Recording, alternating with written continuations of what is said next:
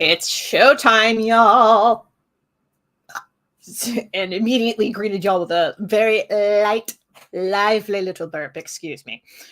All right. For folks who are tuning in live or on the replay, who have no idea what this is about, hello.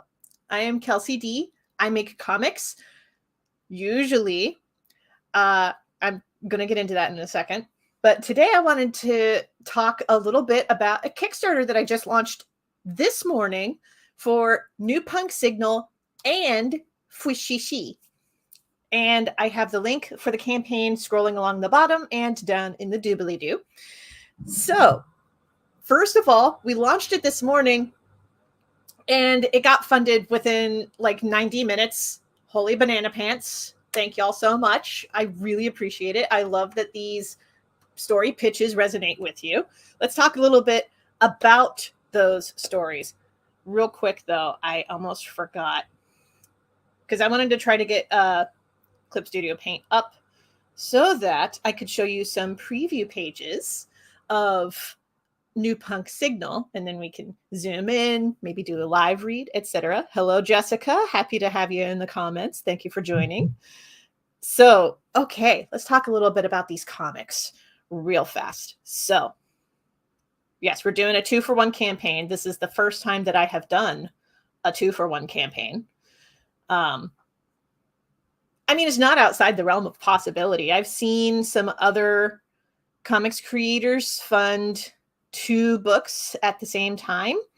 Notably, the example that I kind of went with was when Iron Circus Comics did this way back in the day for My Monster Boyfriend, and I think an issue of Smut Peddler. These books are not smut, full clarification, not smut shaming or slut shaming for that matter. In fact, New Punk Signal and Fwishi'shi are about the power of platonic love and the strength of community. Let's actually talk about both. Let's stop beating around the bush and start talking about both stories. So, New Punk Signal is the story of 2 himbos, Mike and Steve. They are gearing up to start helping a punk rock band that they love to get the word out, give them a signal boost, and then the pandemic hits. And so they are cooped up inside and they have to figure out how to support the people that they love when the world is changing its frequency. Fwishi'shi is a novella. Not a graphic novella, not a graphic novel, not a comic. It is a novella. It is a written word piece. It is the first novella I have ever put together. So that's exciting and nerve-wracking at the same time. I was a little hesitant to even offer Fwishi'shi because it's so outside of the realm of what I usually offer my readers, but this is why the fact that this campaign has raised, as I'm looking at the page right now, like 400% over its original asking goal. Like, holy dang. Thank y'all so much. Especially for your support for Fwishi'shi, because I was not expecting any of y'all to resonate with the idea of a novella of any sort, much less a novella about an anthropomorphic bird man who lives in a home by the sea. And I'll be doing a live read of that short story later in the stream. So those are the stories. That's New Punk Signal and Fwishi'shi, and that's what's being crowdfunded right now on Kickstarter. Link on the screen and in the doobly-doo. Now, I mentioned a second ago that it's like 400% funded. And if you hop over to that campaign page, actually, let me do this. I'm going to separate it as its own window, and I'm going to share my screen to show you this campaign. As soon as I can. Lost track of some stuff for a second. We're going to stop that screen, and we are going to share a different screen. This one. Allow? Yes. Okay. So we got that going. Yeah, so this is the Kickstarter as it is right now. And it is like 400% over its asking goal. The asking goal was set low because here's the thing. A good portion of the expenses for this campaign are already covered by a grant from the Toledo Arts Commission. Thank you, Toledo Arts Commission. Hugely appreciate it. I'm going to do a full breakdown of what it is that the grant is helping to fund here in a second. But I just wanted to be fully transparent about that. A lot of the expenses for both books, but primarily Fwishi'shi, are being covered by a accelerator grant. That's what the grant is called. It's called an accelerator grant from the Toledo Arts Commission. So that asking goal that I asked for, about $100, was like the bare minimum that I needed to get new Punk Signal into print, because getting Fwishi'shi into print was covered by that accelerator grant. The accelerator grant also covers buying like 10 ISBNs and some barcodes, which is great. Love it. That's going to help a lot with this campaign. And all funding beyond that initial asking goal is just to cover printing more copies of the book, because the grant only covers up to a certain number of copies for Fwishi'shi. But if I go above that copy allotment, that has to be funded through Kickstarter, because the grant only covers so many copies. Let me actually do a breakdown for y'all. I'll have the campaign up on the window for a hot second more while I get the, that's my air conditioning. While I get the, so bear with me, because the breakdown is actually a screen grab from the grant application, because I kind of needed that screen grab when I first filled out that application. All right, I gotta switch my screens for a second. Okay, here we go. So I'm gonna zoom in, but I brought it up on Clip Studio Paint so that we can like fully zoom in and take a good look at this. So the accelerator grant was not super duper high. Like, I could have asked for up to $1,500. I could not exceed that amount in the asking, but it could be up to $1,500. I figured I would approach the accelerator grant program with Fwishi'shi because, again, I wasn't sure how well Fwishi'shi was going to like resonate with my audience, because it is a novella. It is not comics. It is very different from what I usually offer. So I was like, I'll just ask for an accelerator grant to cover some of these expenses, because I'm not 100% sure. So I went to the grant program and I said, hey, I need $320 for 10 ISBNs and 1 barcode. That's what's listed at the top here. Right here. And then I also, excuse me, I asked for $60 to print 150 bookmarks. I got this quote from Comics Wellspring. I approached Comics Wellspring and I did their price checker to see how much it would cost to get 150 bookmarks printed, and they quoted me $60. So that's who I'm looking at to go through for printing some bookmarks. I still need to design these bookmarks. So, you know, I'm going to be making some posts on the Fantasyville Discord pretty soon to be like, which design do you like best for a bookmark? I have some ideas.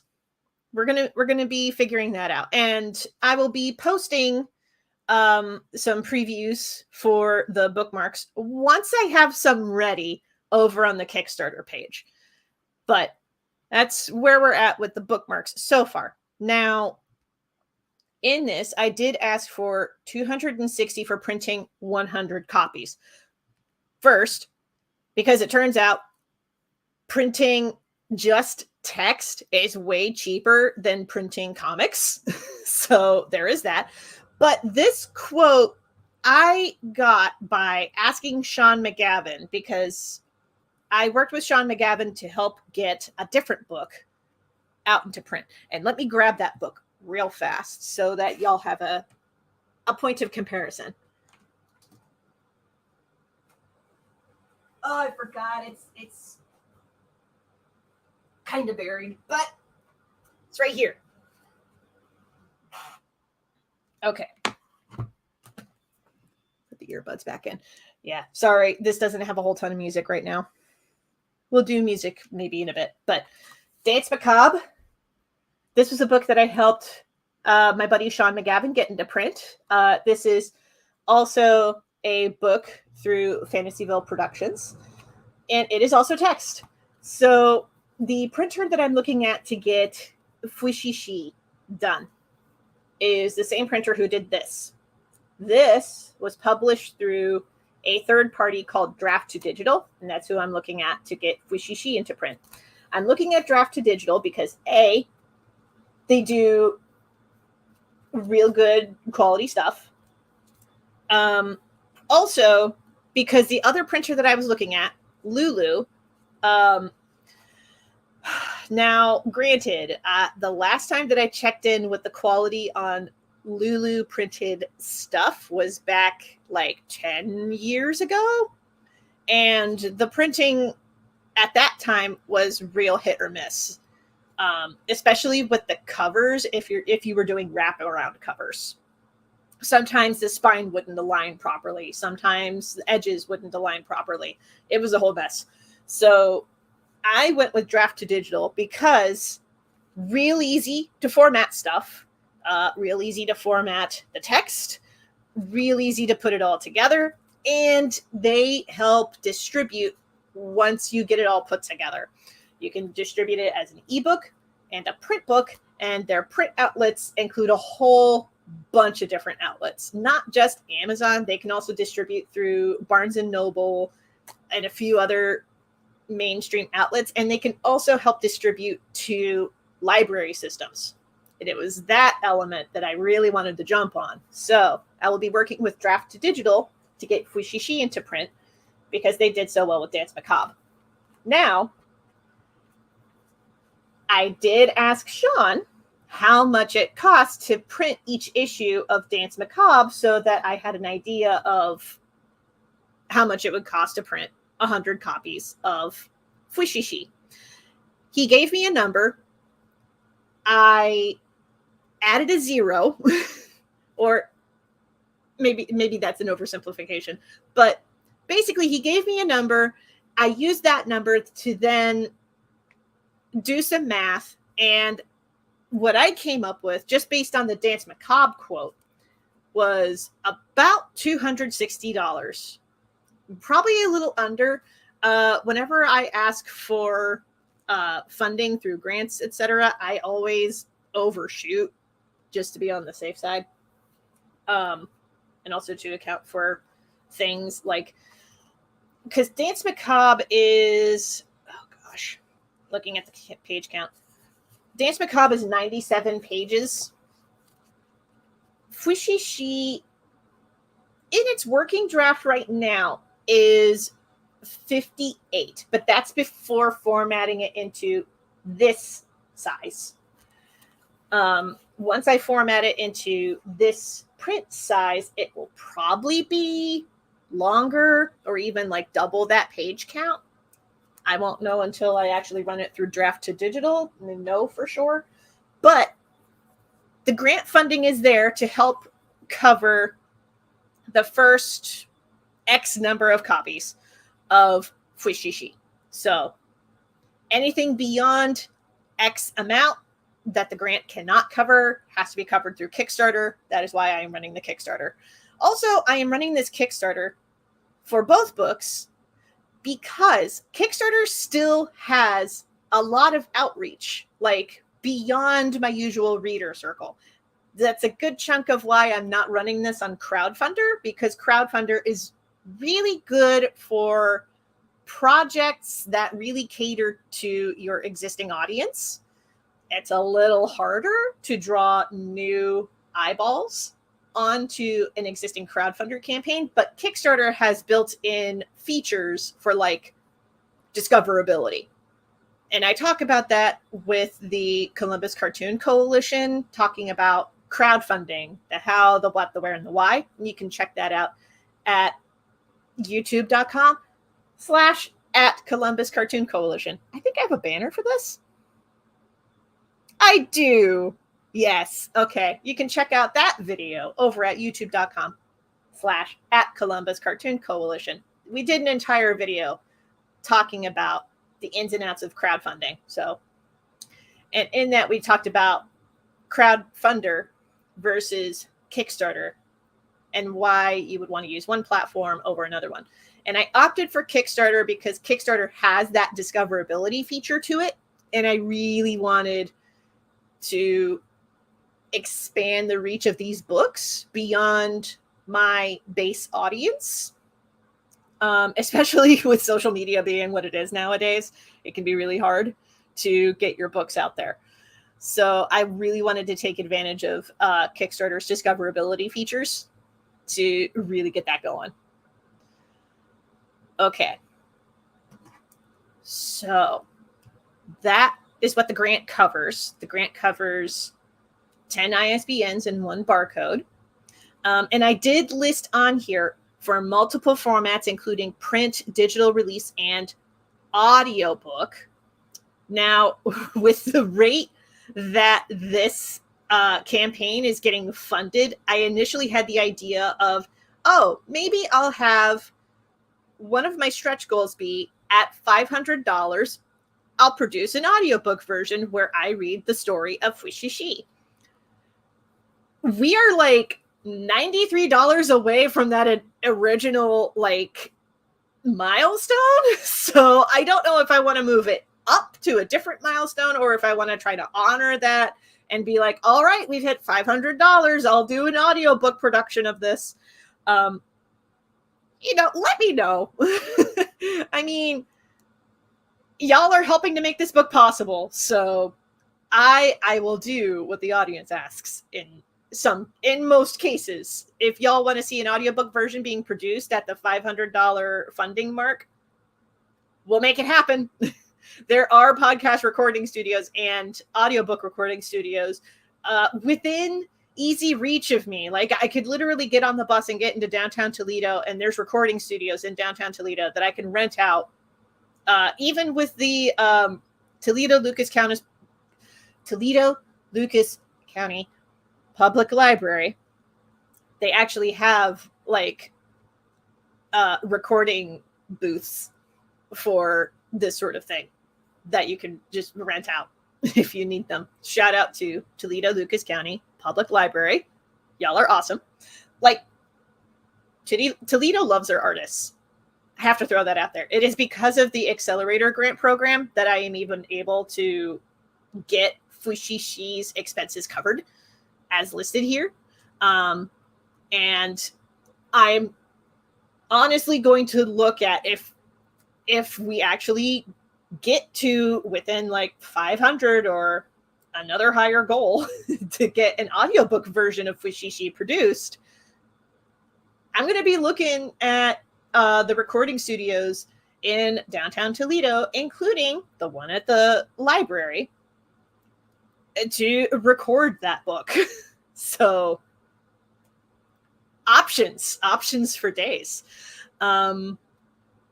Yes. So that's where we're at with the grant funding. And I'll make sure to reiterate this in a future Kickstarter campaign update.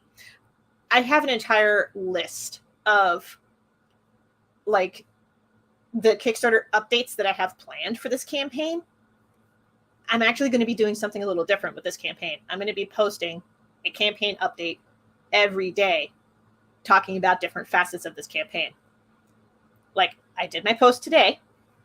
Tomorrow, I'm going to be doing the grant budget breakdown again. And I'm going to announce more stretch goals. Something tells me that we're going to be hitting that $500 mark before the end of tonight. I don't know. It's just a sneaky suspicion. So that's the grant breakdown. So those expenses are covered by the grant. And that's why I had set up the Kickstarter to only ask for like 100 at the outset, because 100 was what I needed to get new Punk Signal to print, plus covering some Kickstarter fees and transaction fees. Because when I got the quote from Comics Wellspring, because that's who I'm looking at to get new Punk Signal into print. Honestly, shout out to Comics Wellspring, because I'm going to be turning to them to get new Punk Signal and the Fwishi'shi bookmarks done. That's who I'm looking at for those. Okay. I've been talking about these stories for a while. How about I show you some previews of new Punk Signal? I'm going to X this window out, and I'm going to bring up some pages from new Punk Signal. Maybe do like a read aloud theater for y'all. Let's do this bundle of pages. We're going to do pages 6, 7, 8. Well, no, we'll do pages 6 and 7, and then I'll jump ahead to... Yeah, here we are, pages 15, 16, and 17, and 18. Here we go. Okay, so these are just some samplings of new Punk Signal. So this is page 6. I'm not reading that sound effect out loud. I'm afraid that I might break the microphone if I do that. But we've got Mike waking up, brushing his teeth. Those boxers were very fun to come up with on the spot. And then checking a board up on the wall in the hallway, and he goes, wait a minute. And I just want to zoom in on some of the details. Like the to-do list includes study to be a Cheeto, learn the ways of the butterfly, eat sushi, and eat the rich. That is Steve's to-do list right there. That was actually inspired by a to-do list that my older sister had written on a dry erase board when I was in high school and she was in college. She was like home for like a spring break or something, and she just wrote this bonkers to-do list on the dry erase board. And it included study to be a Cheeto, study the ways of the butterfly, eat cat, and like one or two other things. Absolutely silly stuff. And I was like, how about I just take that list and I put it in here? So that's what I did. So shout out to Kristen, my older sibling, for the inspiration for that to-do list. So that's what's in purple on the to-do list, is Steve's to-do list. The brown marker is Mike's to-do list, which includes basically write-up plan for spark plugs. Because he takes like the promotion of other groups seriously, and he's the more organized one of the two. Mike is very much the type A personality, and Steve is very much a type B. And we will tell this by the relative tidiness of Mike's room, which, yes, he has a lot of Dragon Ball Z paraphernalia. I wiggled that in there because I am a Dragon Ball Z fan. I have to have it mentioned at least in one way or another. So I put it in there in Mike's room. But the relative tidiness of Mike's room is a nice contrast to Steve's room, which you can see the pile of laundry, the scattered games on the floor, the bed sheet that has made its way somehow under the bed, the cords, the stacks of dirty dishes over here. And yes. But it's like, hey, Steve, it's Monday. Don't you have class at like 9? It's 8:45, dude. I'm going to censor that part. Honestly, one of my favorite visual gags that I've put in comics is just this comic strip. I mean, I have a lot of favorite visual gags that I've put in comics. This is one of them. The other one being, it's a spoiler for The Legend of Jamie Roberts Volume 2. We'll get to the add-ons in this Kickstarter campaign in a second, actually. But just had a lot of fun with this particular page.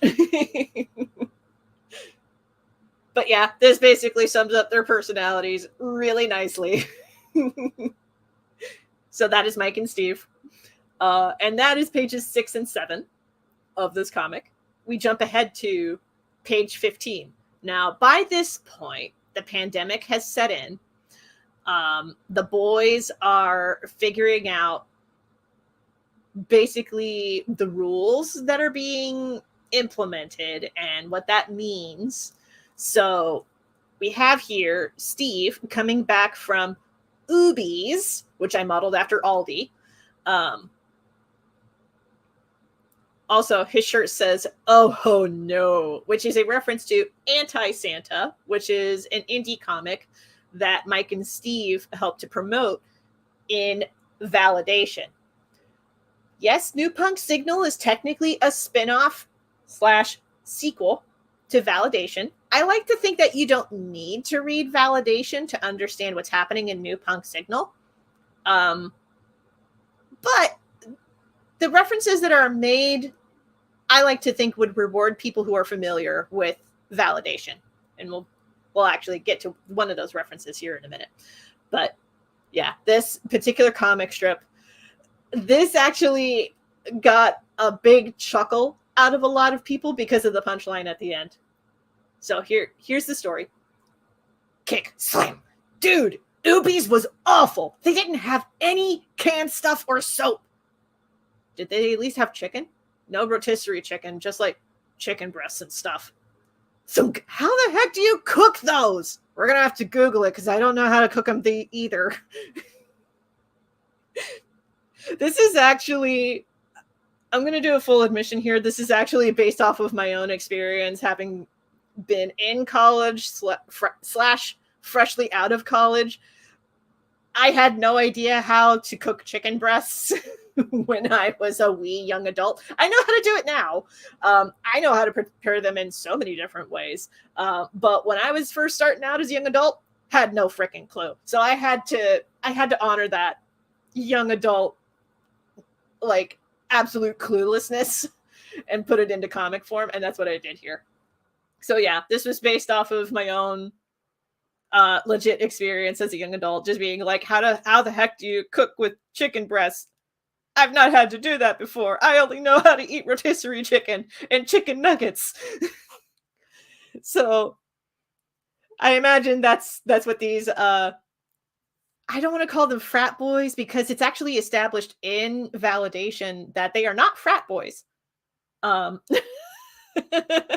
Yeah, that bandana mask kills me. The early lockdown days. Yeah, there was actually a comic strip before this one where he's like looking around and he's realizing that people are wearing masks and he's like, oh dang, I don't have a mask. All I have is a bandana. So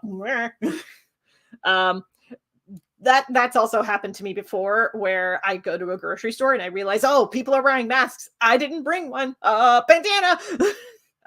Early lockdown days. Yes.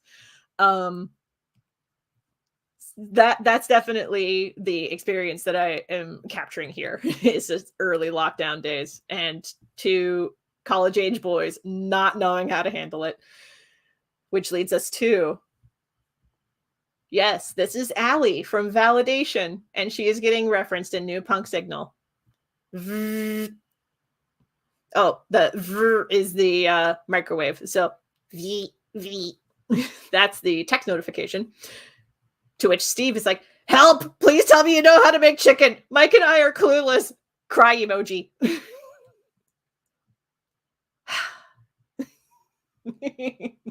I like to think that this would be Allie's reaction. Allie is very much a character written by CB, but I mean, I've worked with this character for God, years. So I like to imagine that this would be Allie's reaction at first. It's just, and then into the next page, which is, she's asking what kind of chicken we're making. There are kinds of chicken? Hold on. Let me see if I can get her on a Discord vid chat or something. And the usernames are Pragmasaurus and Krampus Boy, in case you were wondering. Which Krampus is a reference to Anti-Santa. Again, that's the indie comic that these two are a huge fan of. But Pragmasaurus, Krampus Boy, that would be their Discord handles. Okay, here's what you have. Here's what you've got to do. First, pat the chicken dry with paper towels. Yeah, we can do that. Because, yes, very important preparatory step when dealing with chicken breasts, especially if you just get them in the packages that are like sold by the pound. You got to pat them dry first before you start doing literally anything else. Learned that thanks to Every Plate, which Every Plate is the more budget-friendly version of HelloFresh, not a sponsor.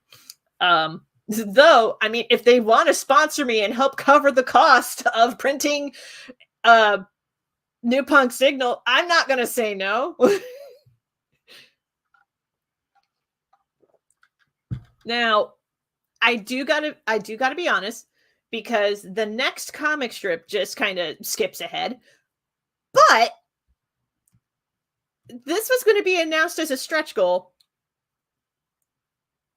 So I do want to include this with backers reward packages for physical copies of the books. I want to add in a little zine called The Himbo's Guide to Cooking Chicken. So that's going to be one of the little extra bonuses that has been unlocked thanks to y'all's generosity on Kickstarter. Holy banana pants, thank you so much for your generosity. Do you help make possible a little additional zine that I will be including with folks' orders called The Himbo's Guide to Cooking Chicken. The Himbo's Guide is going to cover the gap between this comic strip and the next page. But yeah, this is the next page, which is, Steve, did you save the recipe? Wrote it down while Allie taught us, and you were cooking it, my dude. Thank God we have such smart friends. Yup. Bzz, bzz. Whoa, it's Roxy. What did she say? That gig we were going to help her with, it got canceled. I am, as the French would say, le sad. Frown emoji. That is very much Roxy's tone. Because in a Roxy comic, she talked about how a band member dropped out of the band, and she was like, as the French would say, le boo. Which actually leads to my next point. So, obviously, this Kickstarter campaign is to help get New Punk Signal and Fwishi'shi into print. The add-ons for this campaign include digital copies of Validation, the complete series, and digital and physical copies of Roxy, because Validation, Roxy, and New Punk Signal all take place in the same universe. Validation and Roxy happen concurrently at the same time. Roxy was actually a series of comic strips that CB gave me full permission to write and illustrate myself that would debut between certain arcs of Validation. So Validation and Roxy happen at the same time. The first 2 or 3 pages of New Punk Signal happen at the same time as the tail end of Roxy. So New Punk Signal is like a spin-off / sequel to both Validation and Roxy.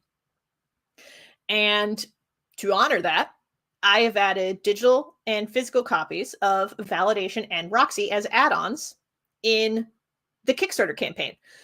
Or you can just back the radio tower tier and get all of those plus extra stuff. And we'll get into the extra stuff in a minute.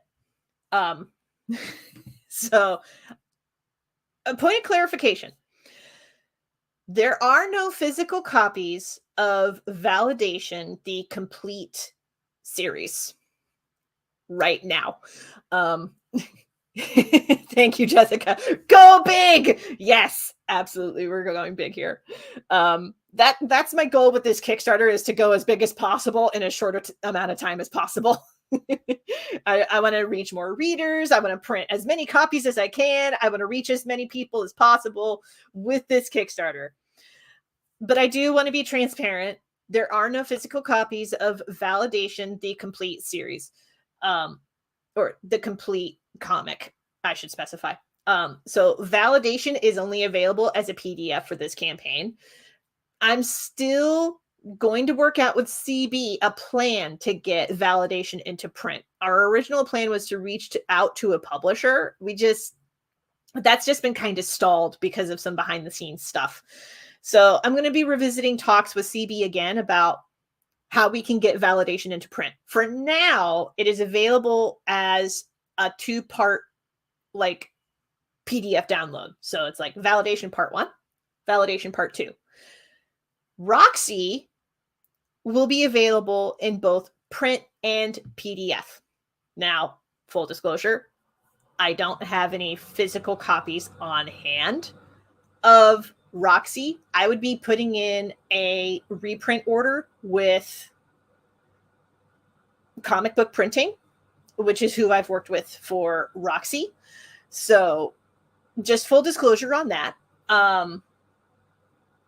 So we'll figure out the math when the math gets involved. But, so far, this campaign is doing really well. And if I need to, I can go to, I'm pretty sure that Handmade Toledo still has some physical copies of Roxy, because I gave them the last of my physical copies of Roxy that I had on hand. So if I absolutely need to, I could probably go to Handmade Toledo and just grab those if it's absolutely necessary. But the original intent with offering physical copies was to just, at the end of the campaign, place an order through Comic Book Printing to get those done. So that's the plan right now. And also the same with Thoughtful Dinosaur, which leads me to the other half of the equation here. We've talked about new Punk Signal. Let's talk about Fwishi'shi. Now for this, I can show you the character designs for the 3 main characters of this novella. I'll cue those up while I talk about it with you. So why is Fwishi'shi a novella? To put it simply, when I came up with the idea for the story, it demanded to be written as a novella, and I did not question it, because, I obey what the story dictates and how it wants to be told, and it wanted to be told as a novella, so I honored that. I cannot tell you why it is that my creative energy decides, like, make this a short comic, make this a novella, make this a longer story. Cannot tell you how that works. All I know is that the request is there, and I have to honor that. So I know that sounds kind of woo-woo, but it's gotten me this far. So let me get those character designs up. I actually drew these for Stars of Fantasyville, which was my Inktober challenge back in 2022. That's actually the web-friendly version. Let's actually get the print version so that we can fully zoom in and get some details in there. I say as I proceed to not show you these yet. Okay, here we go. So I got these queued up. Let's go ahead and show the character designs of Fwishi'shi. So this gentleman right here is our primary character, Fwishi'shi. He lives in a traditional dwelling in a town called Seabank. And you can kind of tell because he's got some like sand residue along the cuffs of his pants. He does have glasses, which he's rubbing with his vest right here. So he does wear the spectacles. When I first drew him in my sketchbook, I pictured him with little glasses. Don't ask me why. But yes, this is Fwishi'shi. He is, in the story, he is what we would call a little feather, meaning that he's an anthropomorphic bird person, but the type of bird that he's modeled after is not like a predator. It's more like a songbird. So I modeled him mostly after a cardinal. So I looked at a lot of like cardinals and finches when coming up with the character design for Fwishi'shi here. Hi, Denali's Den. Thank you for joining us. Yes, right now I'm showing off character designs for Fwishi'shi, which is a novella that's on Kickstarter right now. Link going along on the bottom of the screen and down in the description. So this is Fwishi'shi. He's our principal character. Now, the story is not only told through his perspective, it is also told through the point of view of Roshin here. There's actually a little bit of a linguistic gag partway through the story, talking about like, how the heck do you pronounce her name? But yes, it's Roshin. It's a traditional Irish name. Wanted to have some Irish representation, even though it's like set in a fantasy world, but like, yeah. So Roshin here is a model / former lifeguard. Thus her slim build. I wanted to draw her in this like cloud dress because I wanted to play around with patterns. This was drawn in Copic markers. All the character designs here were drawn in Copic markers. So yeah, Fwishi'shi here, Copics, Roshin, Copics. And I wanted to play around with patterns on that particular day because I drew these during the Inktober challenge of 2022. So that's Roshin. And then Roshin has a boyfriend named Blue. And this is Blue. And he's modeled after a peregrine falcon. I also drew him in the tackiest shirt that I could render in Copics. So I had a lot of fun with that.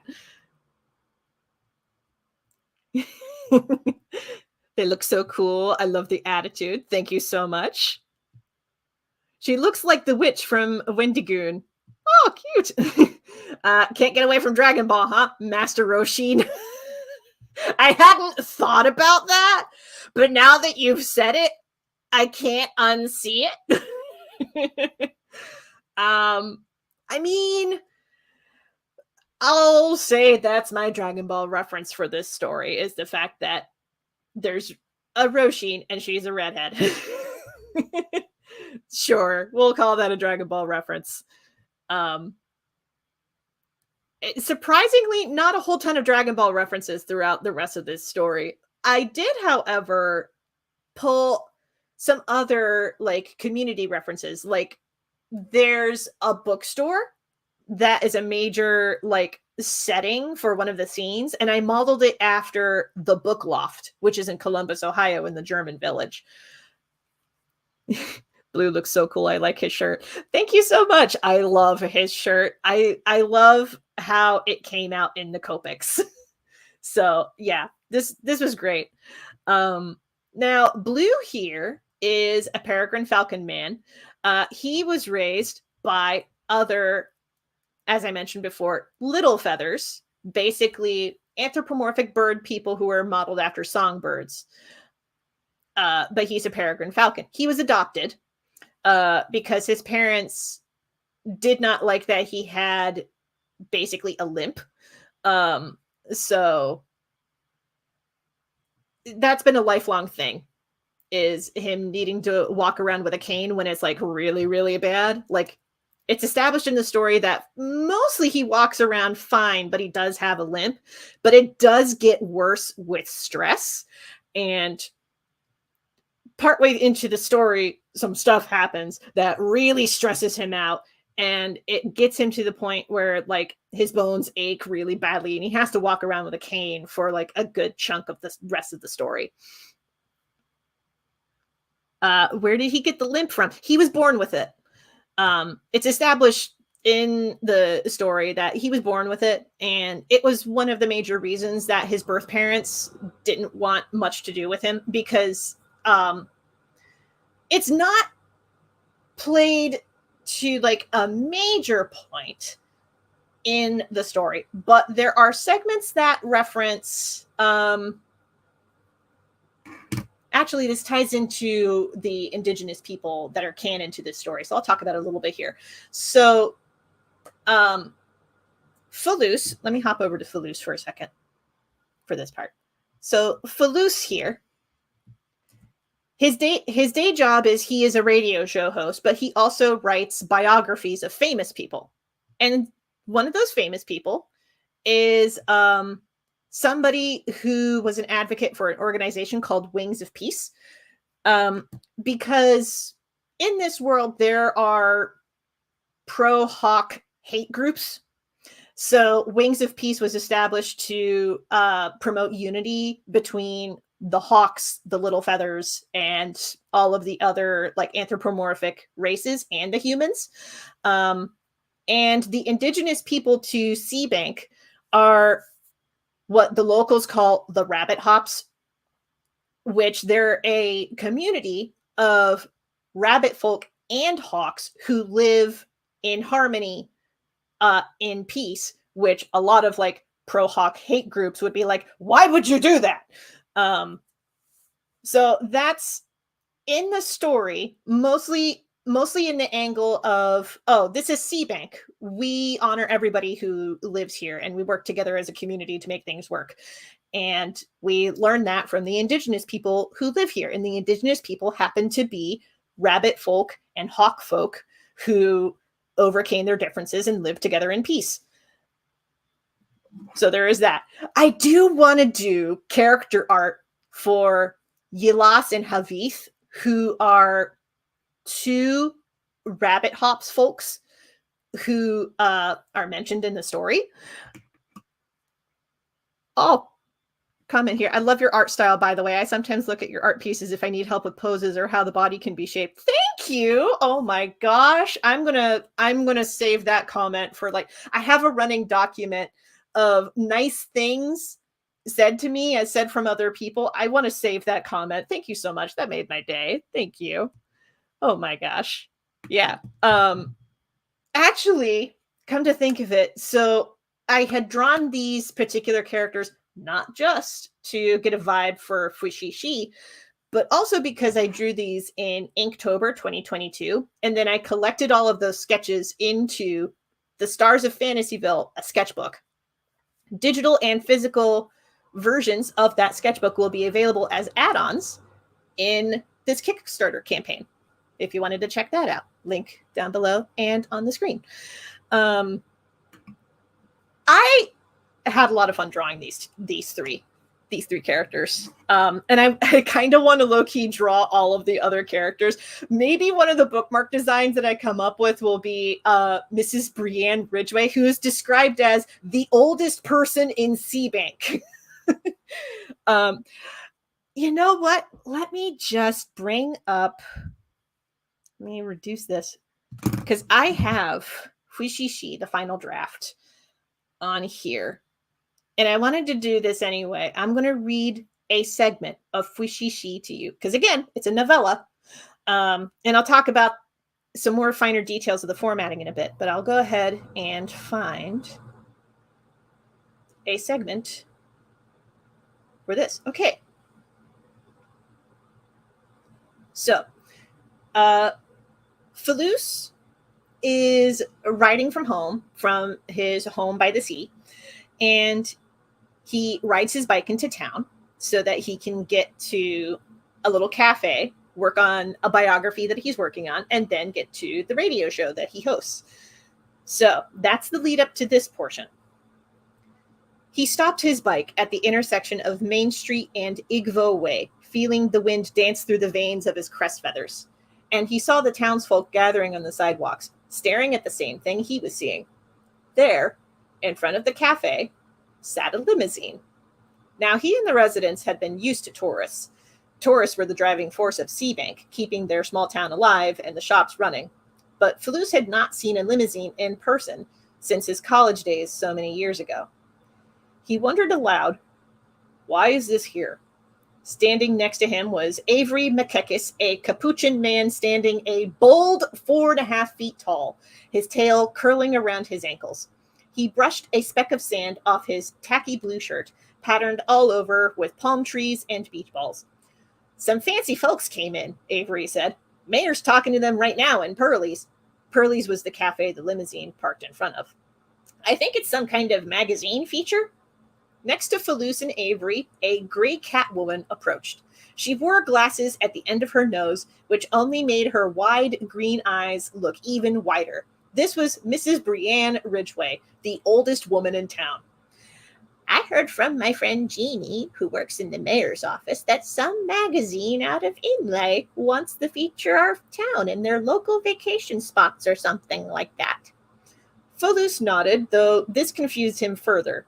People came to Seabank to do articles on this town all the time, mostly to focus on the history of the place or the indigenous people still residing there, or chasing the stories about the sea nymph who lived off the coast. None of the people before had come in a limousine.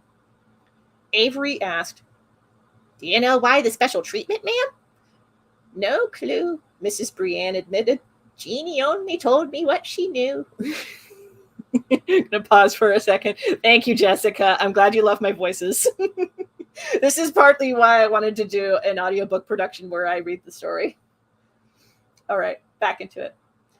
Faloose checked his watch. Though he had red and red-orange feathers of various lengths on his body, the feathers on his wrists and forearms were the color of burning logs, dark brown, nearly black, so his watch stood out on his feathers.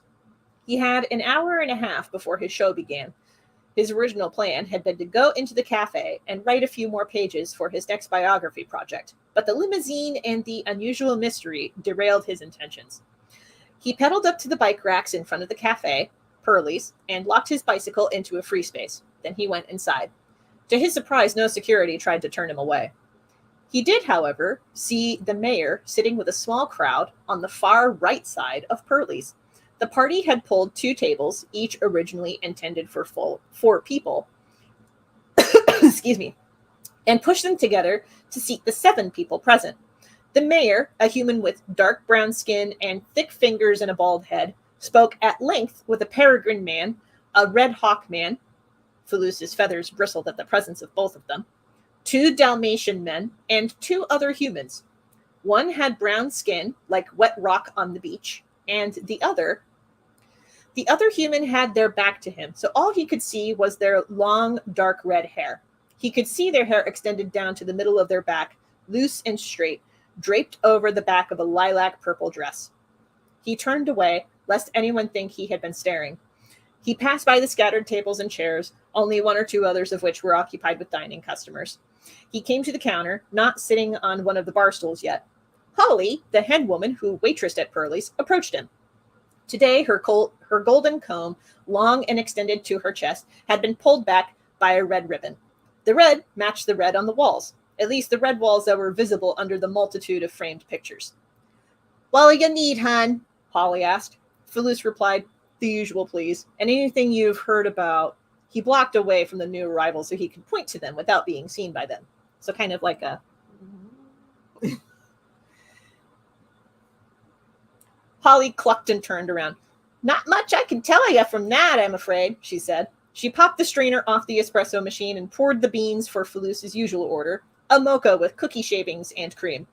Faloose had a sweet tooth, or a sweet beak, and was not ashamed to admit it. As Holly made the drink, she said, "I can tell you now, they're talking about a feature, but our town's a little backdrop for what they're planning." That raised the feathers on his crest with intrigue. He sat up straighter. Backdrop? Is this a movie? Nah, nothing that big, she said. She popped the filter back in, set a mug down under it, pressed a button, and let it roar to life. Holly and Falus waited for the machine to finish in an effort to not shout over it. The machine was old. Any sense of subtlety the espresso machine was capable of died the same day it lost its first fuse. After a while, the machine ceased its grind. Holly resumed while making the final touches for the order. It's not a movie. It's some kind of fashion shoot for a new label out of Inlay. Something to do with Wings of Peace, I think. He knew of Wings of Peace. One of his biography subjects, Holly Bluefeather, founded the organization with Orpex the Bald. The goal of Wings of Peace was to establish peaceful unity between the feathered peoples of varied peninsula. They emerged after the Gold Talons, a pro-hawk hate group, started becoming more vocal and more visible in major cities. It did not surprise him then that Wings of Peace would be interested in Seabank. Besides its charming seaside cliff scenery and walkable town, and Falus himself, the town's biggest claim to fame was its founding, as a refuge for little feather people and other minorities that people like the Gold Talons and their predecessors, the Uberfolks, would persecute. Yes, a handful of hawk people lived in Seabank, but they were white owls and rabbit hops, ethnicities who were considered not hawk enough by whatever standards the extremists set. Holly passed Falus's order to him and said, "Don't be surprised if they want to talk to you, hun." He said, "Thanks, Holly," settled onto a bar stool, and got to writing. So that was part one.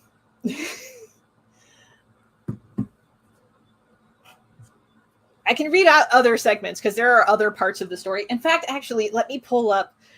Oh, this is way ahead, but I just love this other. There's another coffee shop scene, but it's set in a different coffee shop. Let me see if I can find it. Oh, it requires a lot of digging because it's towards the end of the story. Oh, thank you, Ben. I appreciate the applause. Thank you. Oh, just wait until we get to this. Okay, here we are. Okay, I think I found it. Yes.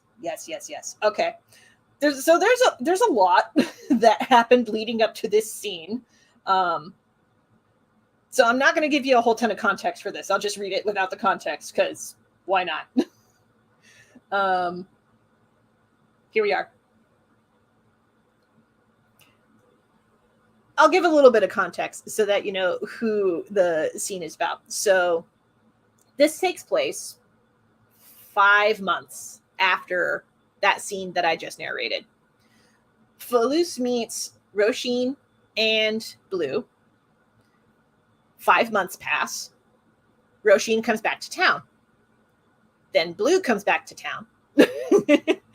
Hooray! No context scenes are great, LOL. And shenanigans happen.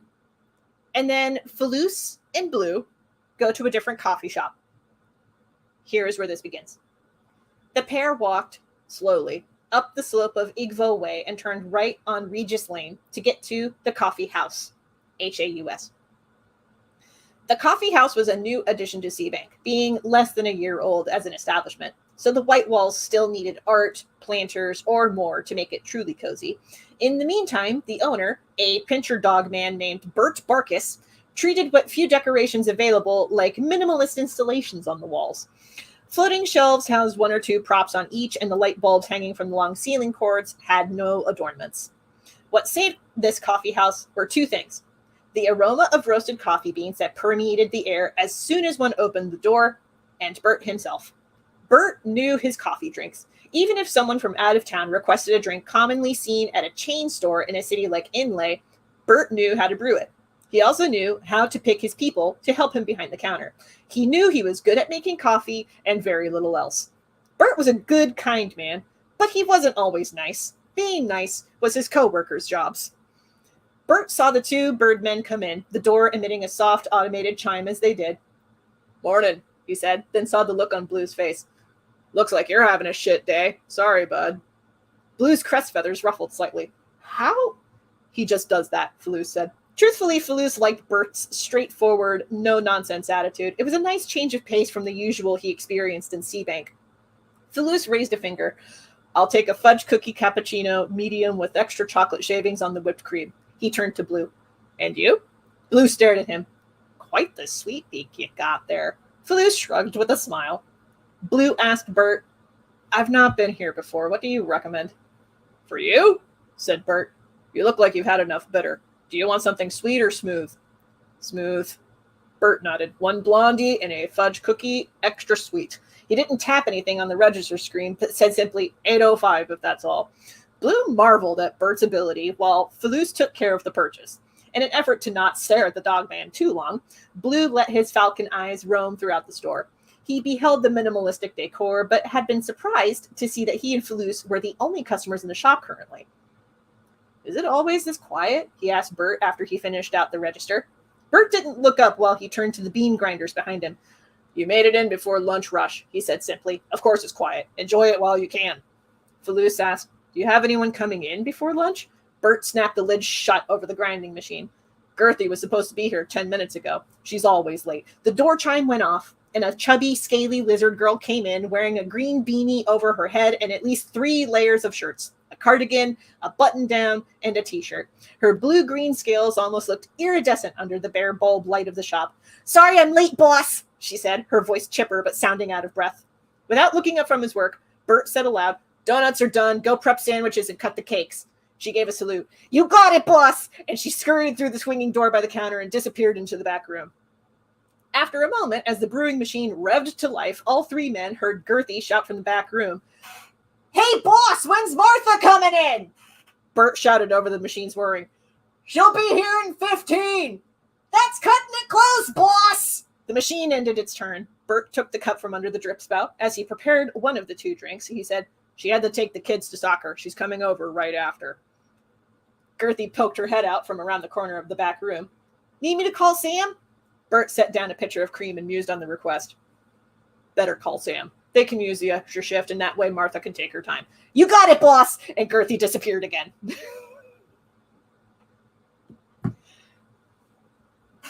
I'm going to take a break for a second so I can drink some water.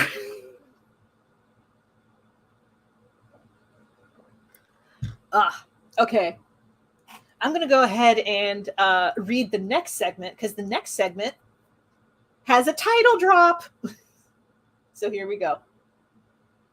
The bell chimed as the door swung open once again. In walked a person Blue had never seen before except in movies. A rabbit person wearing a leather coat decorated in deep blue beadwork and seashells. A Lepus Lynn rabbit hop. The man had yellow-brown fur and piercings up one long ear. Both ears stood straight up from his head. He looked as if he had been in the store before, tucking his hands into his coat pockets, letting his large brown eyes rest on the counter. Once again, the bells chimed with the door. In walked a hawkman with bright green eyes, wearing the same sort of coat the rabbit man wore. The hawkman said something in a language Blue didn't understand. The rabbit man turned to him and replied back in the same language, saying something that made the hawkman chuckle. Faloose waved at both and spoke in the same language. The rabbit and the hawk perked up, seeming to recognize Faloose. The rabbit and the hawk walked up and gave fist bumps, while they still spoke in that language Blue never heard before. Eventually, Faloose interrupted Blue's gawking by looking at him and switching back to something he knew. Blue, this is Yelos, he gestured to the rabbit man, and this is Havith, he gestured to the hawk. Yelos, Havith, this is Blue. Blue nodded at them both, unsure whether to offer a handshake or to do the fist bump he saw Faloose do. Nice to meet you. You sure? Yelos asked. He held up a fist. Here's how we do. Taking the invitation, Blue gave him a fist bump. It made Yelos smile. Yeah, you got it, said the rabbit man. Then Havith and Blue did the fist bump. As they did so, Bert turned towards the back of the shop and yelled, Gertie, the Earth Church folks are here.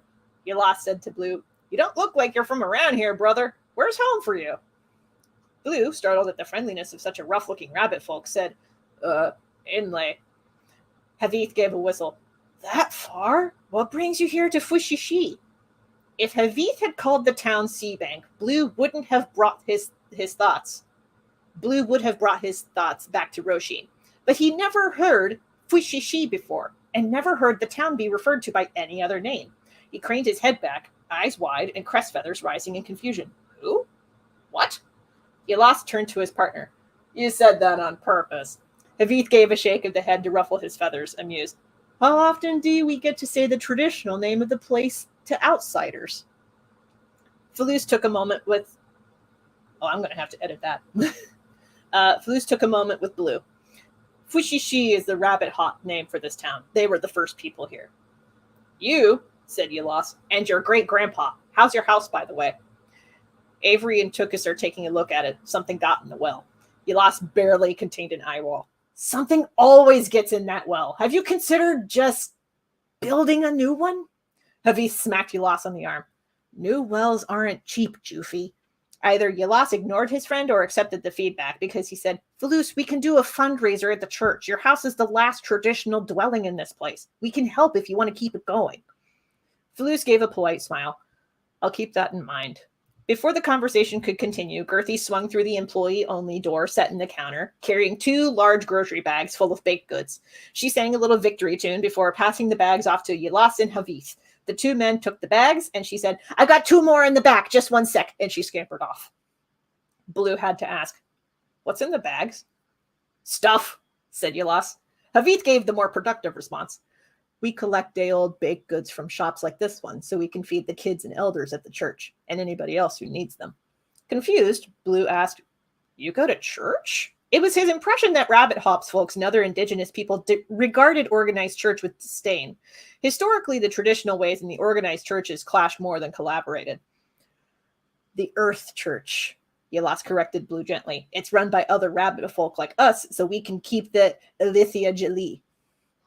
That's the tradition, said Haviz. Kind of. Our language is more art than common. Gerthy emerged with 2 more bags. Here's the last of them! She passed 1 bag each to Yalas and Haviz. Once both men had their hands full, Gerthy asked, need me to get the door?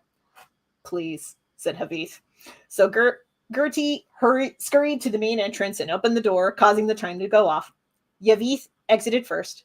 Yalas got to the entryway, turned towards Faloose and Blue, and said, Faloose, you coming tomorrow? I have my radio show, remember? Faloose said. Right, forgot about that. I don't really catch the radio that often. What about Saturday? Maybe Saturday. Give us a well update when you can, okay? The offer stands. I mean, we got to talk to the elders, but I'm sure they'd be willing. Faloose waved farewell as Yalas exited. Gerthy let the door close on its own while she hurried back to behind the counter. Bert set 2 drinks on the end of the counter. 1 blondie and 1 fudge cookie, extra sweet. Catching up on comments. I like your Harley Quinn-esque voice for that one character. That's how I pictured Gerthy to talk. I just imagine her being like, you got it, boss, and then just scurrying away. So actually, I'm going to go in because I caught a typo as I was reading this out loud, and I'm really glad that I caught it. So here we are. Oh, there it is. Okay. Boop. Okay. Typo fixed. We're doing it live, y'all. So those were some segments from Fwishi'shi, the novella that is on Kickstarter right now. Now, I also want to mention that Fwishi'shi is a standalone story, but it does take place in the same universe as Johnson and Sir and Thoughtful Dinosaur. Johnson and Sir and Thoughtful Dinosaur are also not connected to each other. They just take place in the same world. In the same setting for Johnson and Sir and Thoughtful Dinosaur. They both take place in a little town called Fantasyville. That's why my business is called Fantasyville Productions. Because Johnson and Sir was the first ever comic, the first ever webcomic that I ever did. I bet I could pull up pages. I'll go ahead and pull up some pages. Why not? Because it's been a hot minute since I showed off Johnson and Sir. And Johnson and Sir is one of the add-on rewards in the Kickstarter campaign. I'm going to have to do some digging because I had to... This really says something about the number of comics that I've done.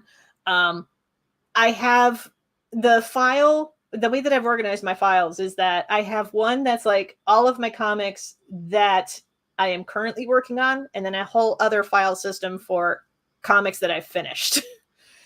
So I have to dig through the one that is comics that I've finished, because Johnson and Sir is a complete story. Okay.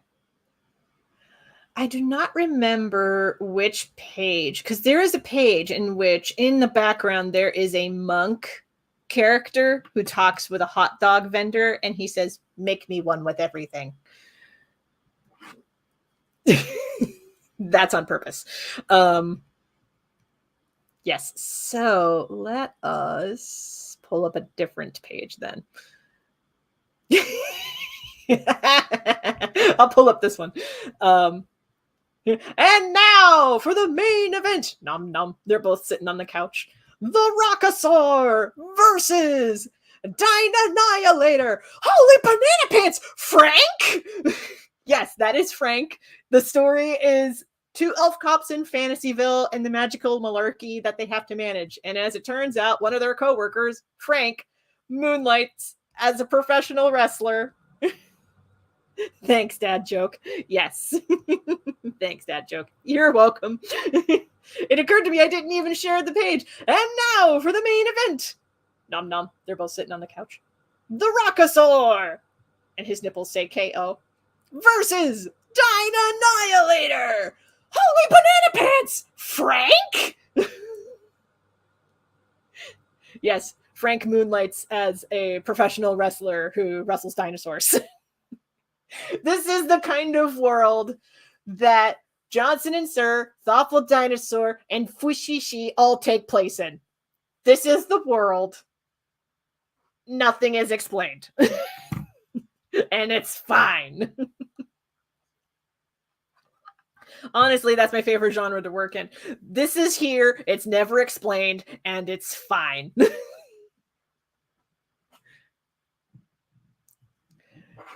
Yeah, so this is a page from Johnson and Sir, which is one of the add-on rewards that is available in New Punk Signal and Fwishi'shi on Kickstarter now.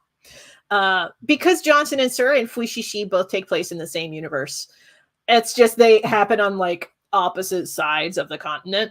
So Johnson and Sir takes place in a little town called Fantasyville. Fwishi'shi takes place in a small town called Seabank or Fwishi'shi, depending on if you're indigenous to the area or not. In case you were wondering why Fwishi'shi has that title, that's because that's the name that the indigenous folks call it. I also love that the folks in the comments are not getting over the monk joke. I love it. It makes me so happy. Ooh, okay. So, okay, this is a two-part gag. Hold on. Let me pull up part one. I believe it's this one. So, yeah, you can tell there's major artistic evolution between this is page 2 of Johnson and Sir and this is page 91 of Johnson and Sir. So, when I was first starting this comic, a lot of the gags that first appeared were gags that I came up with my siblings, like Johnson. Why are your sights set on a cow? It's bait, sir, for the dragon. What? Pranesh, Frank, and I wanted to catch a T-Rex, but we didn't have a goat. Moo! Why, Johnson, would you want a T-Rex or a dragon? Well, don't you want to ride one too, sir? Shout out to my siblings. They're the ones who came up with that joke. I just illustrated it. And eventually, to page 91. Wait, has anyone bothered to check on the cow? What cow? Oh, right! Pranesh, Frank, and I set out a cow to be dragon bait. Chomp! I heard there was a party. Thanks for the appetizer. Dingle.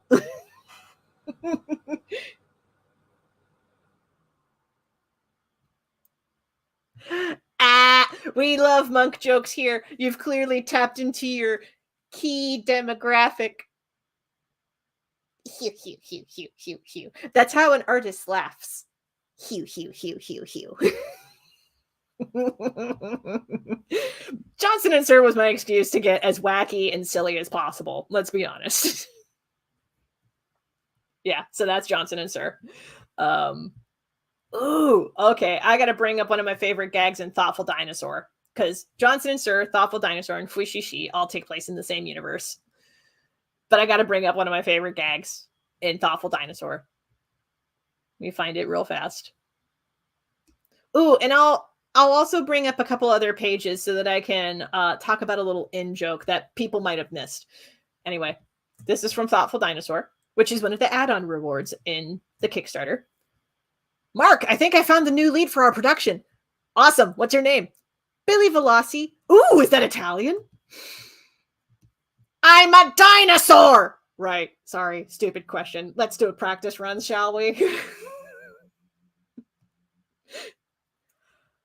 Don't ask me why I came up with that joke. I love it. It's great. I had a lot of fun putting that down on paper. So yeah, this takes place in the same universe, but this is Thoughtful Dinosaur. Thoughtful Dinosaur is the story of Billy Velocci, who is the green velociraptor girl here. Her story is that she graduates from college. She has her life figured out, but then she gets laid off from her job and she has to figure out what her next steps are going to be. So, I mean, if you really like Thoughtful Dinosaur, you'll love New Punk Signal because they're both about like post-college or during college people being thrown into a unforgiving life circumstance and having to just figure it out. Yeah, Thoughtful Dinosaur and New Punk Signal, I kind of have the same vibes in that regard. So great connection there. Did not realize that until now. I do want to bring up a couple of past strips of Thoughtful Dinosaur because this also happens in the story. Here we are. Okay. This is actually the page before the one I just wrote, the one that I just read. I have an idea. You know, I haven't acted since college. Oh, yeah, you were in Shorts Fest, right? Yep, and Miss Delilah marries her houseplant. And I have a lot of free time lately. Why don't I audition for the part? Ooh, I like this idea. Isn't it amazing? Fantastic. So that part, isn't it amazing? Fantastic, is a reference to a musical theater gag from A Funny Thing Happened on the Way to the Forum.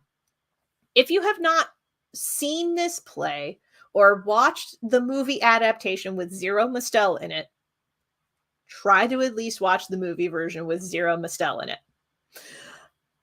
Because A Funny Thing Happened on the Way to the Forum is a Stephen Sondheim musical. So it's the same dude who did Into the Woods, Sweeney Todd, and a whole bunch of other musicals. He also did some music for the Dick Tracy movie. Did not know there was a Dick Tracy movie, much less that Stephen Sondheim did music for it. But back to A Funny Thing. So I first found out about A Funny Thing Happened on the Way to the Forum because I was one of those pretentious kids that took Latin in high school because I had the thought, if I understand Latin, that'll make understanding a whole bunch of other languages so much easier. It doesn't. Oh man, people are standing off about the Dick Tracy movie. Oh dang, the Dick Tracy movie, which was apparently not good.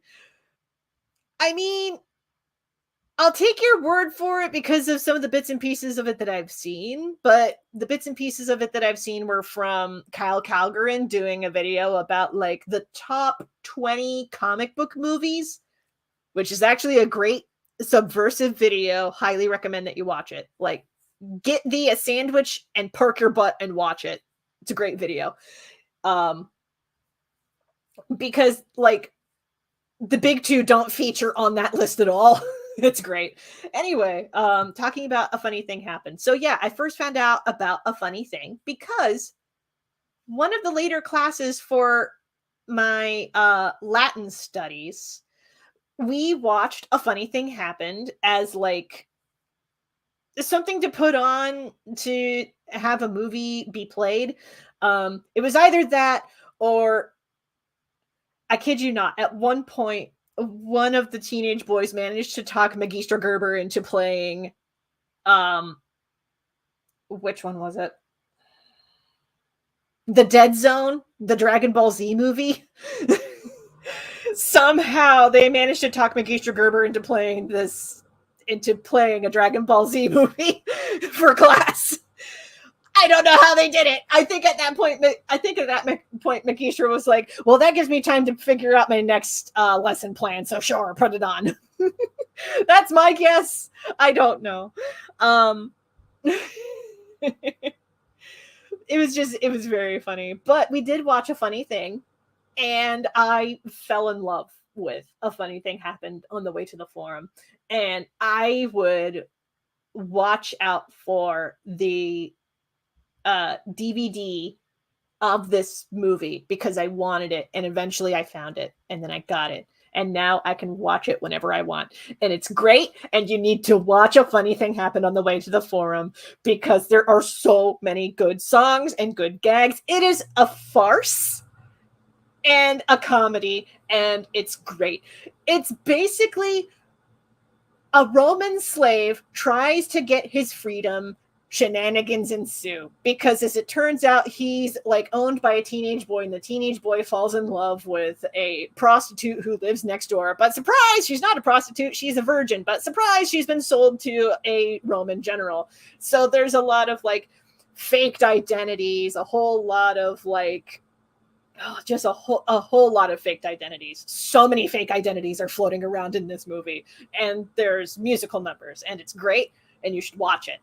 But one of the gags in this movie was out of context. The slave is trying to figure out how he can take the place of the prostitute brothel owner. And the prostitute brothel owner wants somebody to take his place because he doesn't want the Roman general to stop by there. So he's like, oh, if only someone could take my place. But who? And eventually, the slave and the brothel owner bump into each other, and it's like, oh, I was looking for you. Oh, but I was looking for you. Isn't that amazing? Fantastic. And then they just walk together through town, and they talk, and they spin this yarn that is totally made up about why it is that they need to like take each other's places. And interjected throughout this entire talk, it's like amazing, fantastic. Which eventually leads to, you see, my father, you had a father. Yes, isn't that amazing? Fantastic. And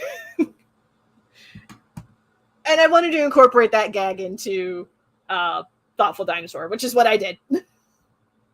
So yeah, long-winded explanation. It's a gag from A Funny Thing Happened on the way to the forum, and I wanted to honor that because there's a lot of like theater that I wanted to honor in Thoughtful Dinosaur because Billy Velocity's a theater kid. And I wanted to respect that. So for all the fellow theater kids out there, there is at least one reference. You're welcome.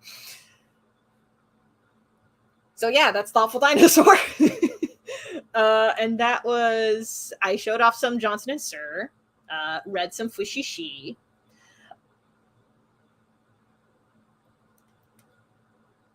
I could show some Roxy, which is one of the add-ons that's available.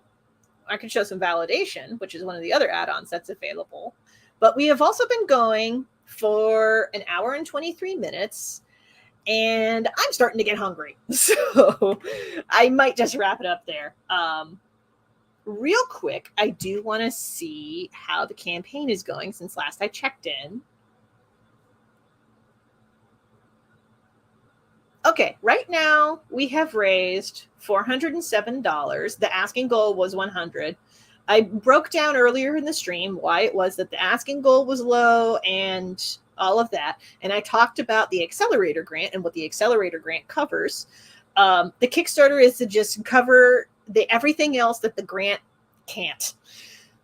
So that is why it is structured the way that it is. But yeah, the fact that we are now like 400% funded is fantastic. Love it.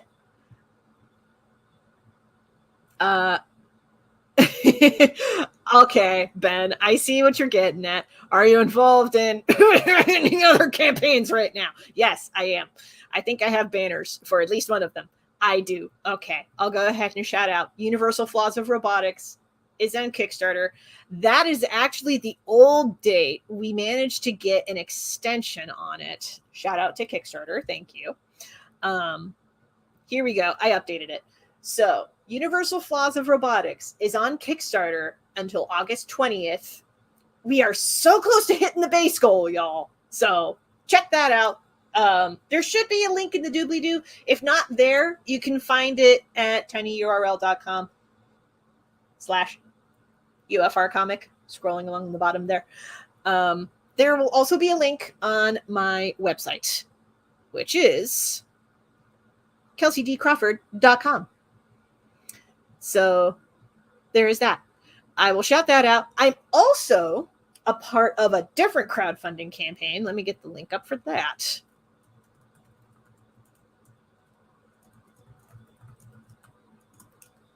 Here we are.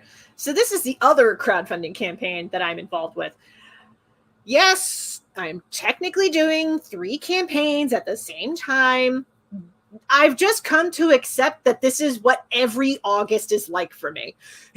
So, because back in 2021, I had this same problem where there were 3 campaigns happening at the same time. And I was like, this is my life now.